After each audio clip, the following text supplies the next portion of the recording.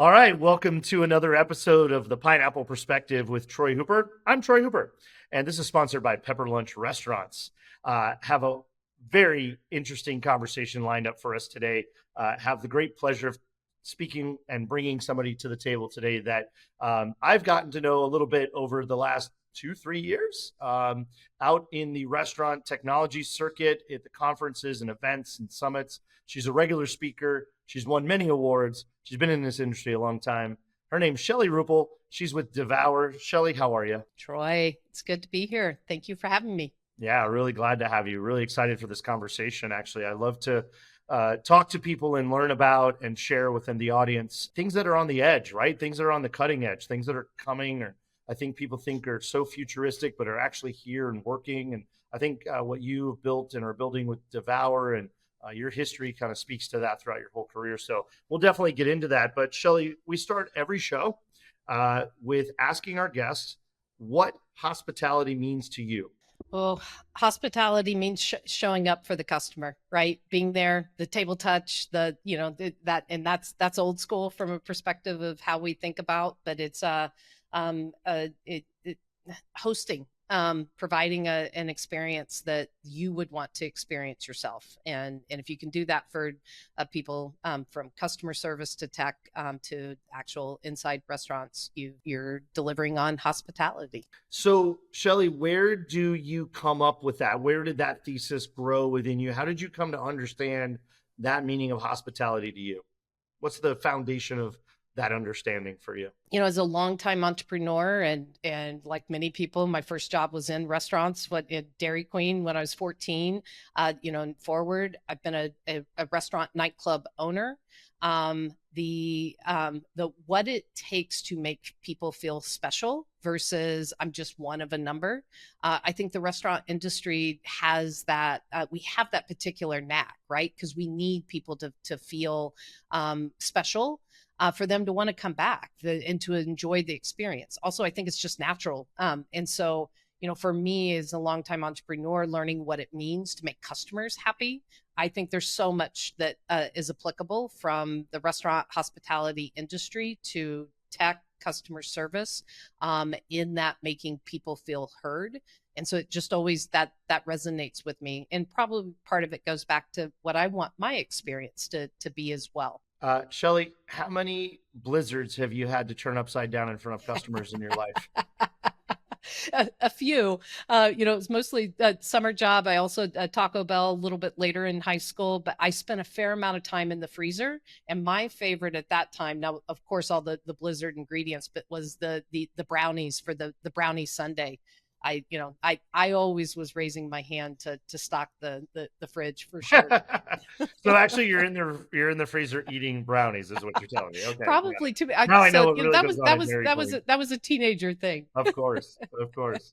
Look, and when you're working Taco Bell, you get the free burrito, no problem, right? Right. Very cool, fun stuff. Well, we all started, I think, in that way, right? And look where we are now. Look where you are now, and nobody could have plotted this, I'm sure.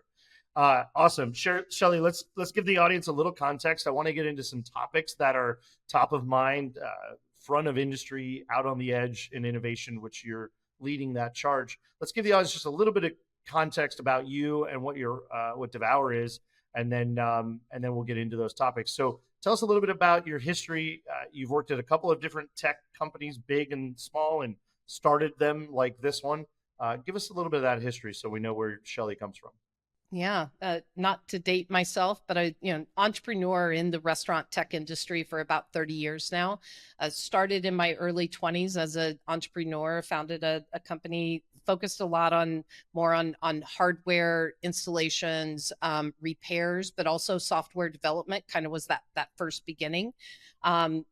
Large retail and restaurant chain customers. So about 13 years with that. To your point, within the industry over the last few years, I was with Toast, in third-party delivery tech with Checkmate, and then I ran the strategic partnerships umbrella at PAR before founding Devour in 21. So done my round, and very familiar with a lot of the players within the industry. So, Shelly, what is Devour? You're one of the founders or the impetus, and you've had some good partners along the way, but this is your baby. Tell us a little bit about Devour and maybe what you thought it was when you started it? And is it that same mission today, or has it evolved as technology and customer and audience has maybe come along and changed along the time? Yeah. And so I was kind of smiling because it's a where you start, and then as a startup where where really becomes where's your mission solidify. No doubt in this 2.5 years that has happened, almost 3 years in December. So really started off in December of 21 with the mindset we're going to be a bridge from Web 2 to Web 3 for the restaurant industry. What is the impact blockchain is going to have on the industry? Metaverse was such a big a shiny object at that time as well, and nobody was really pivoting their tech roadmaps to take that on. So that really was an initial focus. I'd become a big believer in what the impact, not from a speculative standpoint, but what the impact of the actual technology itself. Really during COVID, I dove into and have become a big fan. Then as you move forward, that still is that's a foundation as to how what we are using to power some of what we can do. But the focus really over and over again, what kept coming up was gaming and entertainment, going beyond traditional apps and making marketing, rewarding, and ordering available in environments that go beyond. We all can pull out our phone and it's probably filled with apps either that you can place orders on or first party apps. But what no one has really been doing is showing up where Gen Z and or Alpha and the digital generations where they live, and enabling that collaboration there. So that's really what we're focused on, is as a marketing and rewards platform, really at the intersection of gaming, entertainment, and food. How does that come to life? What does that look like in practical sense? How does an audience find or interact with what Devour's powering or enabling or connecting, and how is that connection potentially coming to life already in projects? And how do you maybe forecast for us in the industry how we might start to think about using the Devour platform and other technologies adjacent that we have to start thinking as restaurant executives, leaders, large franchisees? Put us in the bucket of what's going on. Yeah, thank you for asking that question, because we foundationally we had to build a commerce engine. So we've released the Devour Go app. And in that, you may think, oh, well, that's just another marketplace, right? It's another consumer facing app. But we built that from a foundation of gamified loyalty, the commerce, the whole engine from a database standpoint for users, merchants, and the experience. But within a few weeks, we'll be releasing an app that it's an Overwolf app that we're building, where we'll be available in up to 9,000 video games. So that then also means our merchant partners will be available in up to 9,000 video games. And it's all about rewarding. So whether it's time play or specific games like Fortnite, Call of Duty, or about 30 to 50 others that have APIs available for what am I as a gamer accomplishing in that game, that we can reward based on that, or do instant promos based on certain things that are accomplished within the game. So that being able to show up truly within game, that's that holy grail that we've really been chasing, so that gamers easily can have us accessible, and therefore our merchants, and being able to place orders as well. So I'm in a game, one of these games, and a restaurant brand, or could be Nike, right? But let's just keep it in the industry. A restaurant brand has engaged with Devour and your app system and has access to some menu of games. That menu of games, and stop me if I'm wrong, am I going down the right road? That menu of games offers opportunities. They offer marketplace type engagements. If my brand resonates with that game's audience, that the cohort that plays that game has a significant portion of people that I think would enjoy my brand or part of my natural audience, right? I can engage with that audience through the game, because Devour empowers the ability to exchange in commerce there, right? So I can offer, for every 1,000,000 points in a game, you can get $1 of Pepper Lunch money, something like that. Is that the type of activation we might be able to see? It's that type of activation. In this particular case, the beauty of it is it's the gamer that gets to decide. So it's any of our the merchants in our network are able to show up because we're embedding our actual ordering solution, engagement solution directly in. So it's a gamer, if they use Overwolf and they see the value to being rewarded and they already are placing a lot of food orders or convenience store orders on a regular basis, then they can have the Devour Go app running in the background. We're watching how many hours have you played, what have you accomplished in the game, and here are the rewards you can claim. And by the way, this week is sponsored by Pepper Lunch, and here's a promo that you've just surpassed an achievement, and so here's your promotion for this week with them. And that's the type of opportunity for promotion, but in general, large to small, our merchants will be able to be ordered from directly within game. And that's exciting.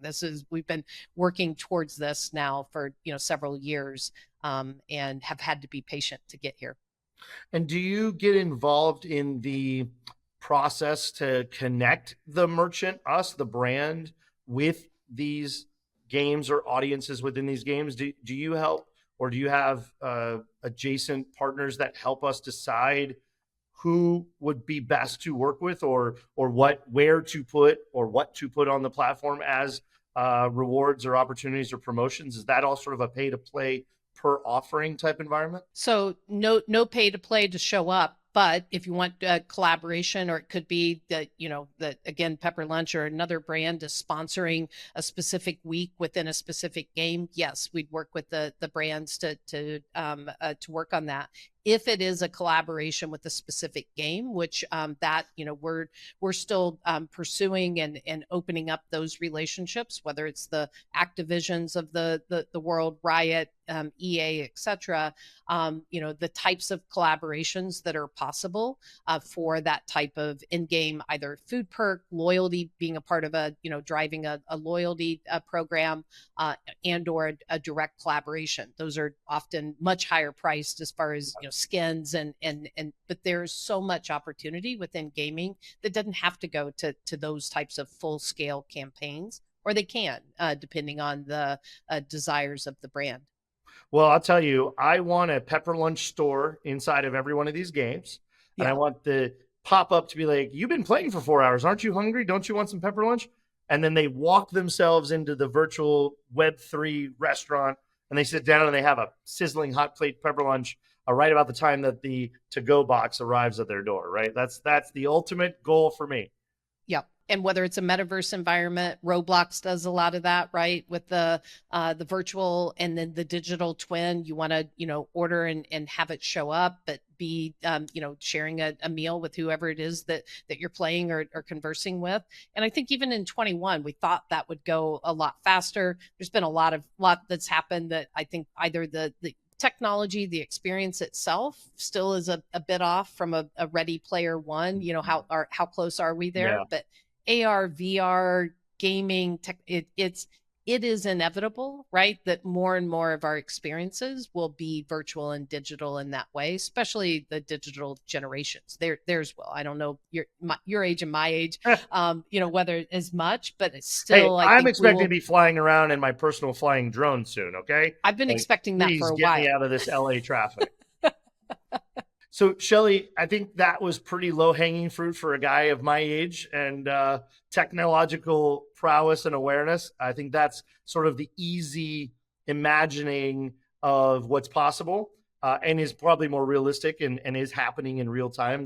We've seen people like WowBow and other brands, sort of, even bigger brands play or dabble in this space.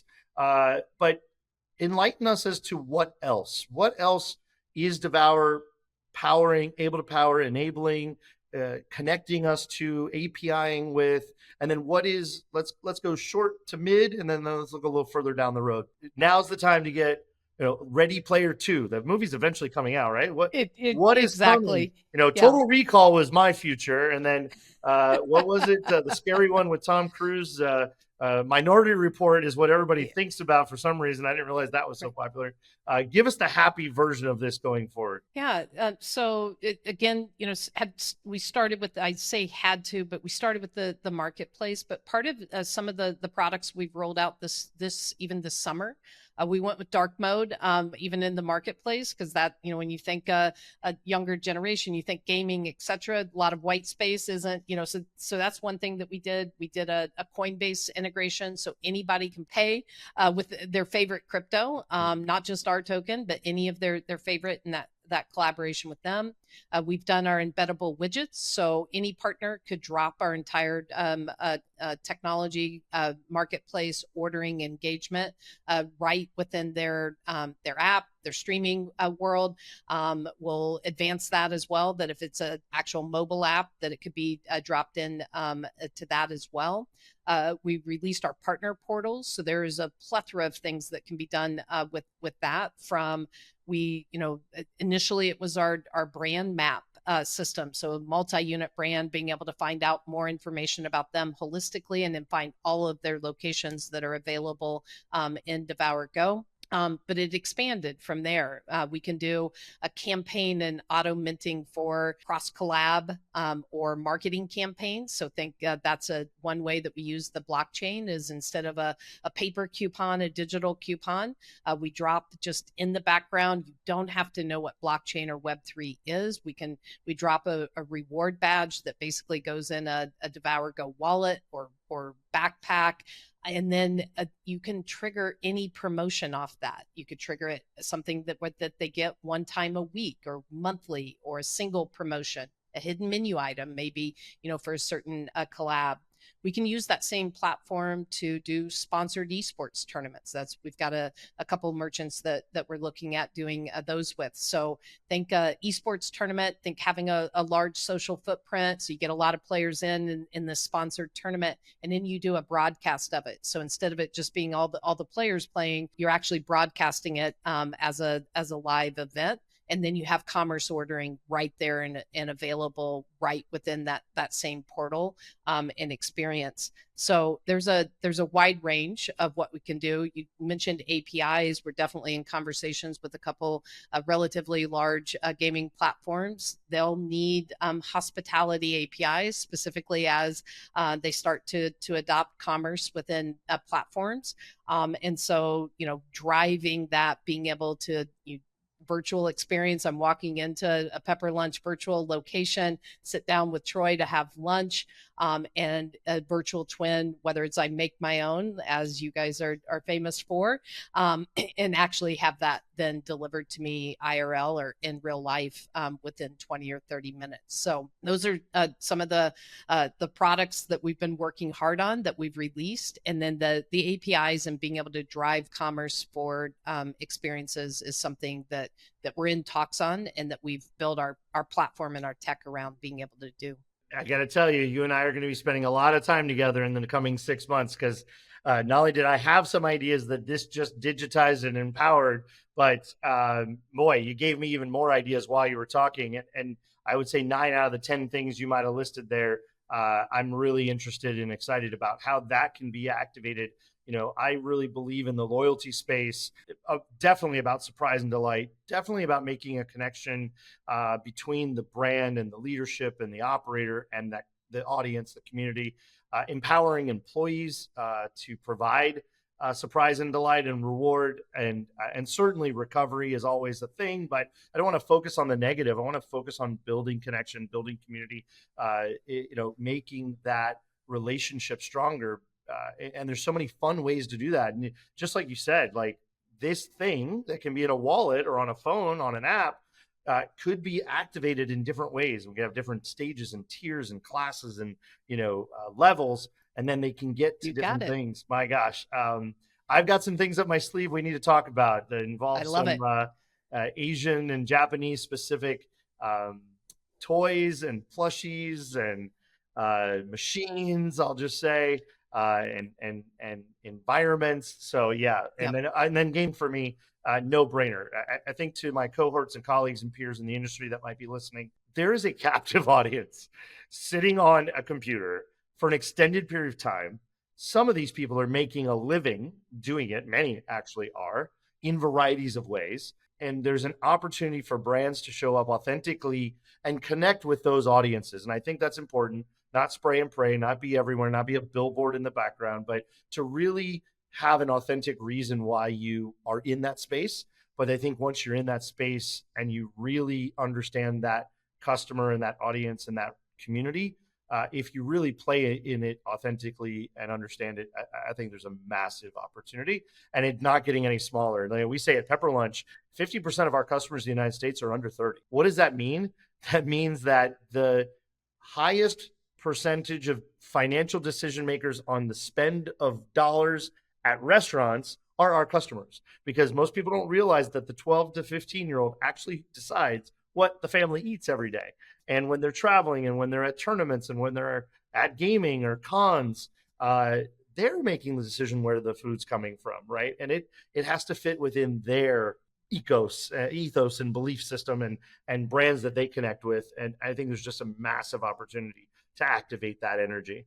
Yeah, and you've hit and you've said the word now a few times, authenticity, and that's something I really that as we've delved more and more into how do you connect with Gen Z, where how do you show up? It's not easy to show up in gaming. A lot of them pay premium subscriptions and things to have ad free experiences. But the demand for authenticity, they smell that out. And so, the billboards, the spray and pray, kinds of things that you've mentioned, you have to show up authentically in a way of creating an experience that connects with them. And, within gaming is a perfect opportunity to do that. Yeah. And there's so many places, so many communities, so many levels, so many ways. I think it's pretty cool. Shelly, we've talked about some really interesting, really sounding futuristic, but really it exists today, and these things are being created and empowered every day. Back to the thesis of the show, which is that not only do I believe every business is in the people business, as we often say, it's an old adage, but that I think taking that to the next level is that every business should consider themselves to be in the hospitality business, right? And hospitality is really taking the people to people engagement to another level, a higher level. When we talk about all these things that are very electronic, digital, they're at a distance, right? They're across the world from each other in many cases. And when we talk about sort of these transactions, these marketplace or these embedded transaction environments, how do we bring hospitality? How do we activate hospitality that we like to deliver in the restaurant industry into these spaces? How do we humanize these interactions in your estimation? Yeah. And that's a hard part, right? I think about that a lot in general, digital, social, how much things have changed just in our face-to-face interaction versus virtual interaction. Part of that is showing up where they live their lives. And it sounds like kudos to you guys on having such a young demographic. There's so many brands that are working to downage their demographic and work to how do they tap into that. But Gen Z Alpha, they live their lives in the digital world. Like that is their car hop. That is their cruising the mall. Yep. If that may sound familiar to you, I know it does to me. And so it's showing up in a way that connects with them there. That's language, nomenclature, and that is not easy.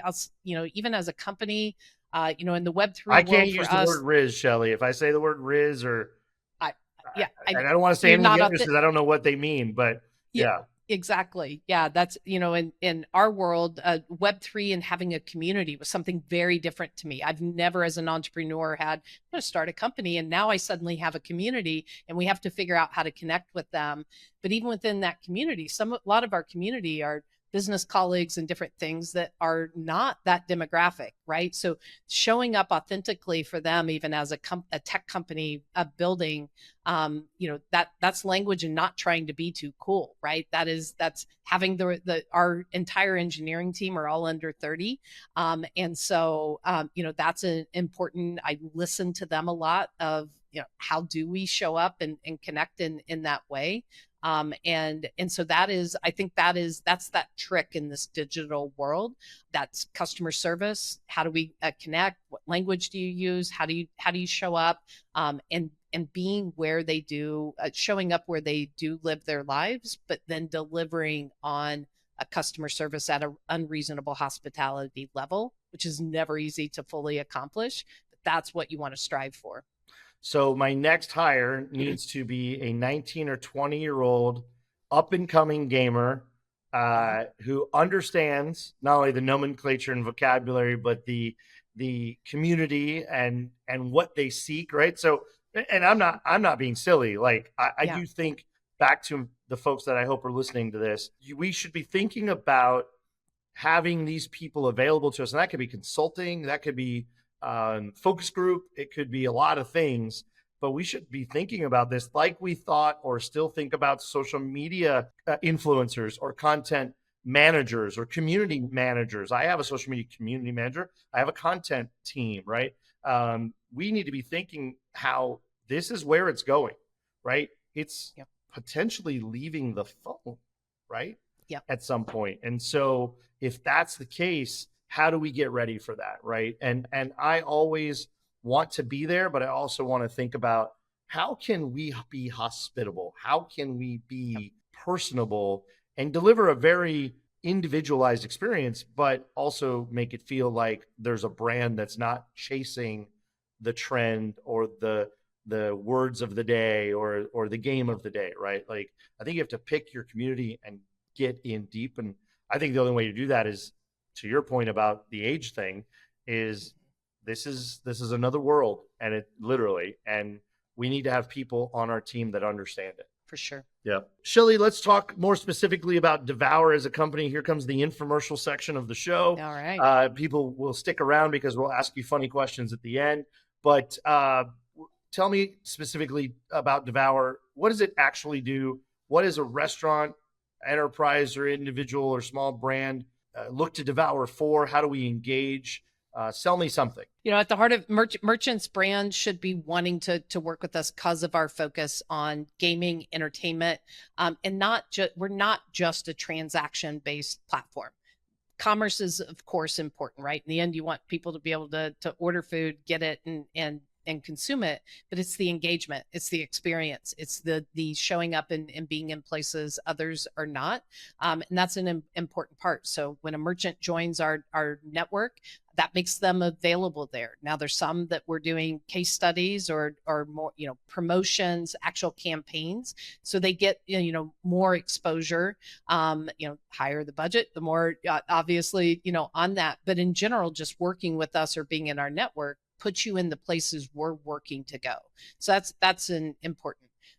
Brands, whether that's beverage brands, CPG, et cetera, that ability to execute on campaigns that then support the merchants that they partner with. So that can be, specific products as well that go in. And then gaming, who we really look at, gaming publishers as our customers on the B2B2C. They're the B side of customers, and consumers are the C side of that.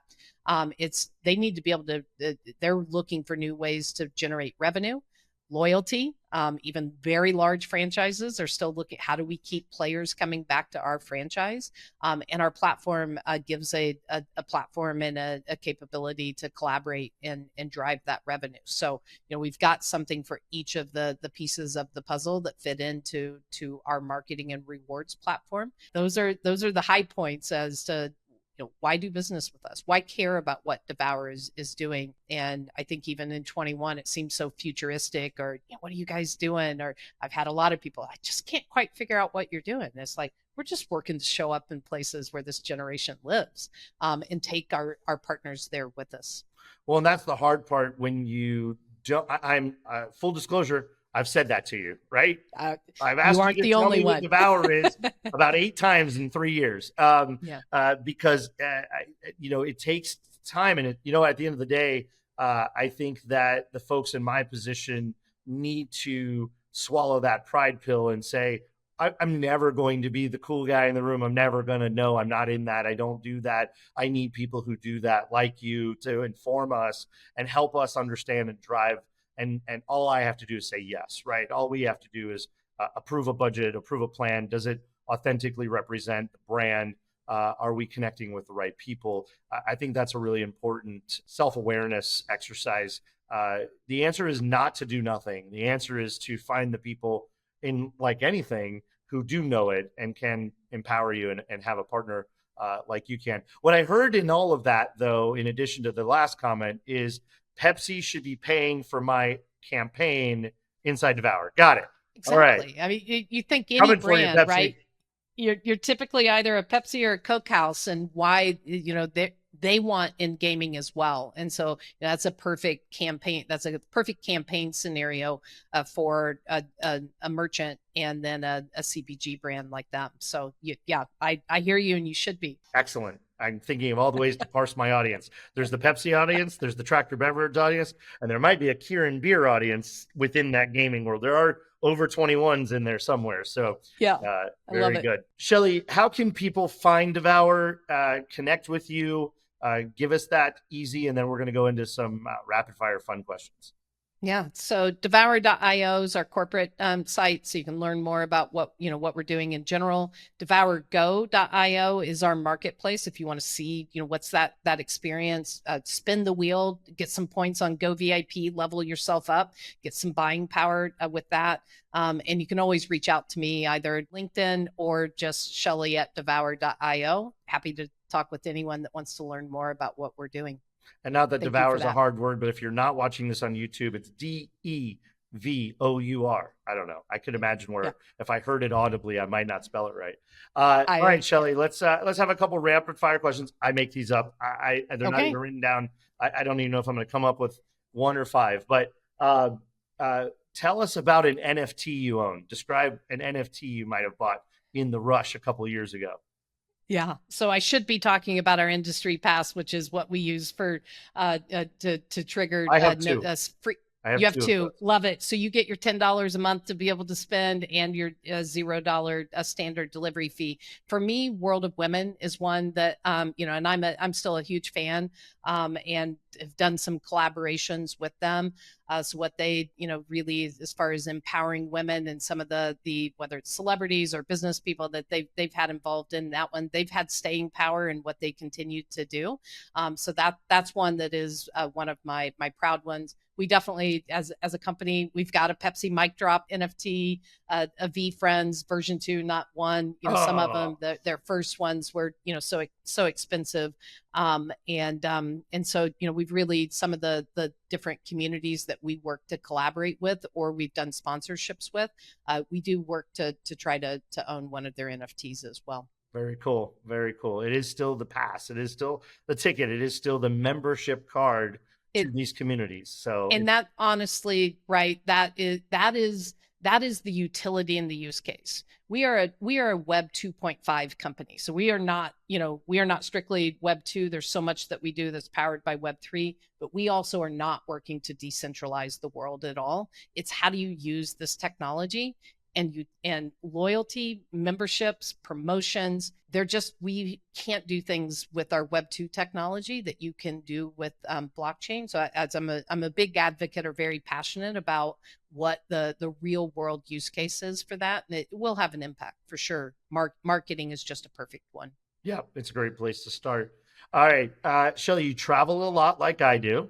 Pick a favorite city and then give me a restaurant I need to try when I get there.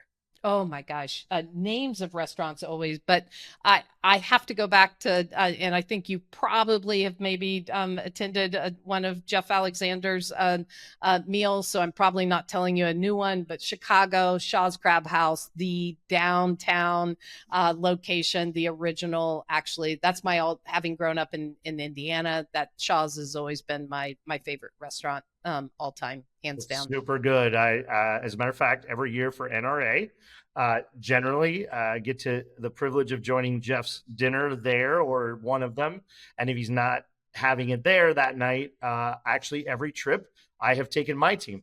So my team comes over from Singapore and Japan every year. We have a pretty good cohort that joins us at NRA, a National Restaurant Association, in Chicago in May every year. Beautiful time of the year, one of the best times of the year in Chicago. And every year, about months out, whatever conference we're at in the spring, early spring, I lean over to Jeff and I say, need a favor, buddy.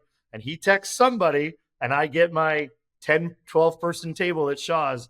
We always do one in the old downtown riverfront location. And we take 8, 10, 12 people, whatever it is.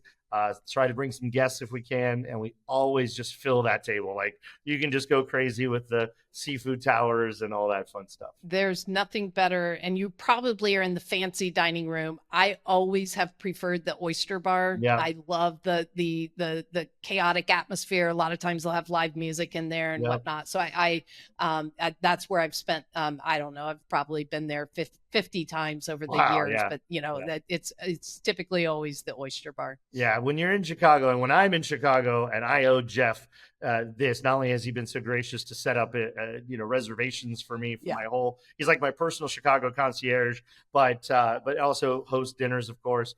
Whether I'm in Chicago with or without Jeff or show, I basically only eat at Let Us Entertain You companies, restaurants. And now the new JW has like 3 of them. So we have Italian and omakase sushi and fantastic stuff by Let Us Entertain You. If you're ever in Chicago, please find a Let Us Entertain You restaurant for sure. Well, I'll tell you, and then I know you need to get on to the next question, but we'll give Let Us Entertainment. And I had no idea that this was one, but El Segundo in Las Vegas is a Mexican restaurant down right across from the Wynn. I'm trying to think of what that mall is. I was shocked that it was because I didn't even know they had them out west.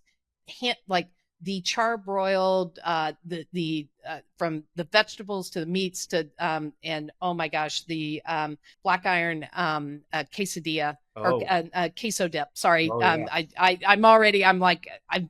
go to Vegas here in a few weeks, and I'm already mouth watering for it. So that's another one that I know so many conferences are there. I highly recommend that restaurant. It just got on my list. I got to text Jeff and be like, I need a reservation during RFDC, Restaurant Finance and Development Conference is coming up in November. Now, I got to be careful. We do an open house every day and take people from the conference, but we can sneak over after that open house and hit that up. So look for your invitation, Shelly. We're taking you to El Segundo in Las Vegas, a Let Us Entertain You restaurant for sure. Nice. All right. And I've had the opportunity of your pepper lunch there, obviously, in Vegas. It was an amazing meal for sure. And to the restaurant industry or anybody else listening, if you're in Las Vegas at any point, 8 minutes off the strip in Chinatown in the best plaza called Shanghai Plaza is a pepper lunch, and about 20 other really cool restaurants, eateries, snack shops, dessert places in there. And I encourage everybody to hit up Keith Lee's favorite restaurant in